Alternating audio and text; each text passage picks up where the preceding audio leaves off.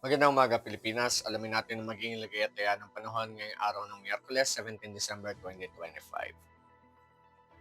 Sa kasalukuyan, yung share line natin o yung pagbabanggaan ng malamig at mainit na hangin galing northeast at ng easterlies, patuloy pa rin itong makaka-apekto sa eastern section ng northern zone at ng central zone. Yung ating naman northeast monsoon o yung ating hangin amihan, patuloy din itong makaka-apekto dito sa nalalabing bahagi ng northern at central zone. Samantalang ating Intertropical Convergence Zone o ITCZ, patuloy naman ito makaka-apekto dito sa may bahagi ng Southern Mindanao at yung ating easterlies ang magpe-prevail naman ang makaka-apekto sa nalalabing bahagi ng ating bansa. Para sa ating general area forecast, asahan pa rin natin ang Cagayan, Isabela, Quirino, Nueva Vizcaya, Aurora at Quezon ay makakaranas na maulap na kalangitan na may kalat-kalat na pagulan, pagkidlat at pagkulog dulot yan ng ating shearline. Samantala, ang bahagi naman ng Batanes, Ifugao, Kalinga, Mountain Province at Apayao ay makakaranas naman ng maulap na kalangitan na may mga pagulan dulot naman yan ng ating northeast monsoon. Dito naman sa may bahagi ng Bicol Region, ganun sa may bahagi ng Northern Samar, Eastern Samar at Southern Leyte. Tayo naman din ay magkakaroon ng maulap na kalangitan na may kalat-kalat na pagulan, pagkidlat at pagkulog. Ang Metro Manila at nalalabing bahagi ng Luzon kasama ng Ilocos Region, nalalabing bahagi ng Cordillera Administrative Region at nalalabing bahagi ng Central Zone ay makakaranas naman ng bahagi hanggang sa maulap na kalangitan na may pulupulong mahihinang pag-ulan ang nalalabing bahagi ng Visayas, makakaranas naman tayo ng bahagi hanggang sa maulap na kalangitan na may pulupulong pagulan, pagkidlat at pagkulog. Para naman sa Mindanao, ang Caraga, Davao Region, Zamboanga Peninsula, Basilan at Tawi-Tawi ay makakaranas ng maulap na kalangitan na may kalat-kalat na pagulan, pagkidlat at pagkulog at ang nalalabing bahagi naman ng Mindanao, inaasahan naman ang bahagi hanggang sa maulap na kalangitan na may pulupulong pagulan, pagkidlat at pagkulog. Para naman sa ating flight level wind chart dito sa 2,500 up to 5,000 feet, makikita pa rin natin na moderate to strong winds pa rin na galing northeast ang ating mararanasan lalo na dito sa may bahagi ng northern at central zone. Makikita natin na habang ito ay bumababa dito sa may bahagi ng Mindanao, pahina ng pahina ang ating northeast monsoon at yung easterlies, yung mainit na hangin galing dagat Pasipiko ang magpe-prevail.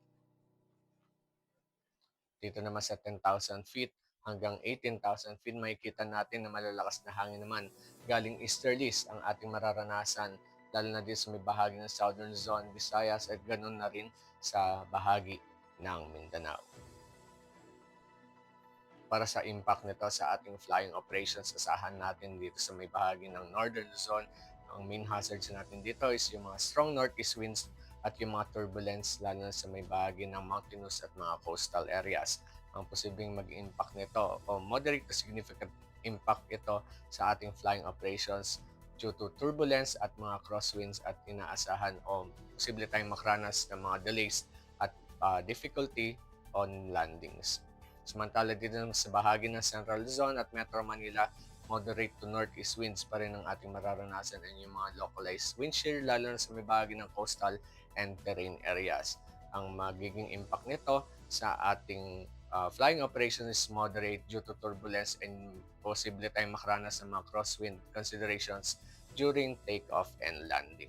Samantala sa may bahagi naman ng Southern Luzon, inaasahan pa rin na moderate to strong northeast flow at meron tayong mga convergence at mga light turbulence kaya inaasahan na magkakaroon ito ng slight to moderate impact sa ating flying operations at posible tayong makaranas ng mga minor delays at generally manageable naman ang ating mga flying conditions. Sa Visayas, moderate winds ang ating aasahan. Ganun rin magkakaroon tayo ng mga local convergence at mga occasional light turbulence at ang magiging impact nito is minimal to moderate impact at magkakaranas din tayo ng mga isolated turbulence and mostly favorable naman yung ating flying conditions. Samantala dito sa mga bahagi ng Mindanao, inaasahan yung mga light to moderate winds and mga localized convection and inaasahan din yung mga severe turbulences lalo na sa mga bahaging apektado ng ating intertropical convergence zone.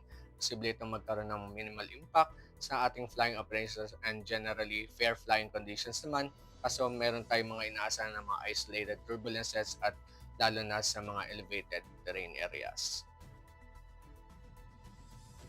Ang haring araw ay sumikat kaninang 0614 at ito naman ay lulubog mamayang hapon sa ganap na 1730.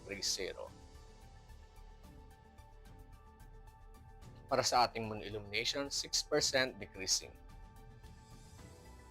Para manatiling updated sa lagay at taya ng panahon, i-follow lamang Air Force Weather Center sa aming mga official social media accounts. Yan lamang pong latest update mula sa ating lagay ng panahon. Sa ngalan ng aming commanding officer na si Colonel Alvin John Cugador, PAF GSC, ako po si Staff Sergeant John Altisal Superes, Philippine Air Force, Weather Forecaster ng Air Force Weather Center. Muling magandang umaga, Pilipinas.